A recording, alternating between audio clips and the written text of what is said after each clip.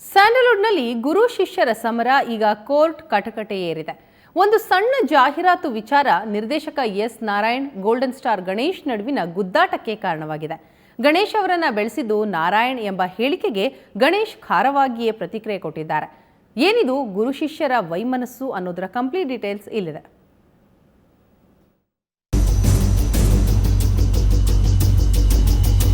ಚೆಲುವಿನ ಚಿತ್ತಾರ ಚಿತ್ರದ ಪ್ರಚಾರದ ಸಂಬಂಧ ಅಗರಬತ್ತಿ ಕಂಪನಿ ಜೊತೆ ಮಾಡಿಕೊಂಡ ಒಪ್ಪಂದ ಇಂದು ನಟ ಗಣೇಶ್ ಹಾಗೂ ನಾರಾಯಣ್ರನ್ನ ಕೋರ್ಟ್ ಮೆಟ್ಟಿಲೇರಿಸಿದೆ. ಚಿತ್ರ ಪೋಸ್ಟರ್ ಮೂಲಕ ತಮ್ಮ ಉತ್ಪನ್ನ ಜಾಹೀರಾತಿಗಾಗಿ ಮುಂದಾಗಿದ್ದ ಮೋಕ್ಷ ಅಗರಬತ್ತಿ ಕಂಪನಿ ಹಲವು ನಿಯಮಗಳ ಉಲ್ಲಂಘನೆ ಮಾಡಿದೆ. ಬೇರೊಬ್ಬರ ದೇಹಕ್ಕೆ ನನ್ನ ಮುಖವನ್ನ ಸೇರಿಸಿ ಜಾಹೀರಾತು ಮಾಡಲಾಗಿದೆ ಎಂದು ಸಿಟ್ಟಿಗೆದ್ದ ಗಣೇಶ್ ಅಗರಬತ್ತಿ ಕಂಪನಿ ಹಾಗೂ ನಾರಾಯಣ್ ವಿರುದ್ಧ ದೂರು ಸಲ್ಲಿಸಿದ್ರು. ಈ ಸಂಬಂಧ ಇಂದು ಅಗರಬತ್ತಿ ಕಂಪನಿ ಹಾಗೂ ನಾರಾಯಣ್ ಪರ ವಕೀಲರು ಮಾಡಿದ ಕ್ರಾಸ್ ಎಕ್ಸಾಮಿನೇಷನ್ ಅಲ್ಲಿ ಹಲವು ಹೇಳಿಕೆ ನೀಡಿದ್ರು. ನಿಮ್ಮನ್ನು ಚಿತ್ರರಂಗಕ್ಕೆ ಪರಿಚಯಿಸಿದ್ದು ನಾರಾಯಣ್ ಅಲ್ಲ.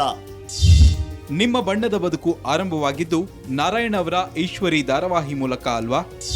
ನನ್ನ ಮೊದಲ ಧಾರಾವಾಹಿ ಅತ್ತಿಗೆ. ನಾರಾಯಣ್ ಹಾಗೂ ನಿಮ್ಮ ಸಂಬಂಧ ಹೇಗಿದೆ? ನಾರಾಯಣ್ ಕುರಿತು ಆರಂಭದಿಂದಲೂ ಪೂಜ್ಯ ಭಾವನೆ ಇದೆ. ಮುಂಗಾರು ಮಳೆ ಚಿತ್ರಕ್ಕೆ ನಿಮ್ಮನ್ನು ಸೂಚಿಸಿದ್ದು ಎಸ್ ನಾರಾಯಣ್. ಸುಳ್ಳು. ಗೋಲ್ಡನ್ ಸ್ಟಾರ್ ಅಂತ ಬಿರುದು ನೀಡಿದ್ದು ಎಸ್ ನಾರಾಯಣ್ ಅವರೇ ಅಲ್ವಾ?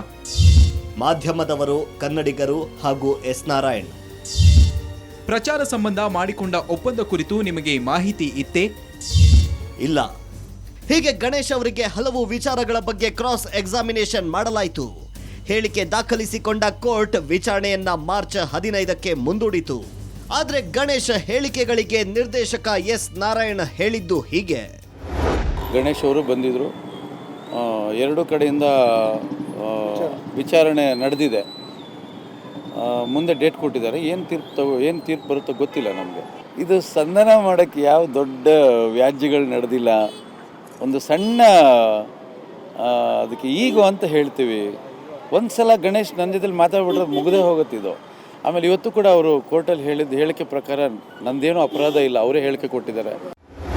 ವಿಚಾರಣೆ ಮುಕ್ತಾಯದ ವೇಳೆಗೆ ಕೋರ್ಟ್ನಿಂದಾಚೆಯೇ ರಾಜಿ ಮೂಲಕ ಪ್ರಕರಣ ಇತ್ಯರ್ಥ ಮಾಡಿಸಲು ಎಸ್ ನಾರಾಯಣ್ ಪರ ವಕೀಲರು ಇಂಗಿತ ವ್ಯಕ್ತಪಡಿಸಿದ್ರು.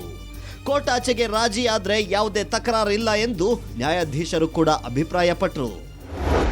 ಇವರೊಬ್ಬರು ಒಂದು ಕಡೆ ಕೂತ್ಕೊಂಡು ಈ ಸಮಸ್ಯೆಯನ್ನು ಬಗೆಹರಿಸ್ಕೊಳ್ಬೋದು. ಒಂದು ವೇಳೆ ಅದಾಗಲಿಲ್ಲ ಅಂದಾಗ ಕಾನೂನಾತ್ಮಕವಾಗಿರ್ತಕ್ಕಂಥ ಪ್ರಕ್ರಿಯೆಗಳನ್ನು ಕಾನೂನಾತ್ಮಕವಾಗಿ ನಡೀತವೆ.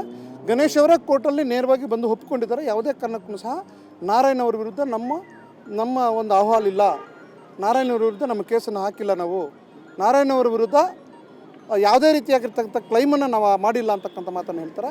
ಮತ್ತು ಅದಕ್ಕೆ ಯಾಕೆ ಅಂತಕ್ಕಂಥ ರೀಸನನ್ನು ಸಹ ನಾರಾಯಣ್ ಅವರು ಈಗಾಗಲೇ 2007ರಲ್ಲಿ ಸಹ ತೀರ್ಮಾನ ಅವರು ರೈಟಿಂಗಲ್ಲಿ ಕೊಟ್ಬಿಟ್ಟಿದ್ದಾರೆ. ಸದ್ಯದಲ್ಲೇ ಮಾತುಕತೆಯ ಮೂಲಕ ಗಣೇಶ್ ಹಾಗೂ ನಾರಾಯಣ ಮನಸ್ಸಿಗೆ ಬ್ರೇಕ್ ಬೀಳುವ ಸಾಧ್ಯತೆ ಹೆಚ್ಚಾಗಿದೆ. ಆದ್ರೆ ಸಣ್ಣ ವೈಮನಸ್ಯ ಕೋರ್ಟ್ವರೆಗೆ ಬಂದದ್ದು ಮಾತ್ರ ವಿಪರ್ಯಾಸ.